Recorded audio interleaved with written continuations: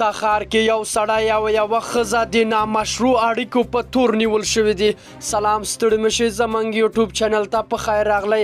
په تخار ولایت کې د طالبانو د حکومت امنیتي چارواکي وایي یو سړی او یوه ښځه له کوره د تیښتو او له واده بهر د جنسي اړیکو په تور نیول شوي دي. د تخار ولایت د امنیه قماندان ویان موبین صافی وایي چې نن چهارشنبه د وژې په 9مه نیټه د تعلقانو ښار په آق مسجد سیمه کې یو نارینه او یوه ښځه د نامشروع اړیکو په تور نیول شوي دي. د ښاغلي صافي په خبره دغه دوو کسانو په نامشروع اړیکو اعتراف کړی او د امنیتي ځواکونو تر څارنې لاندې دي. د طالبانو حکومت هغه کسان په دوره وهي یا سنګساروي چې له کوره یې په تیښته او له واده نه بهر جنسي اړیکې لري.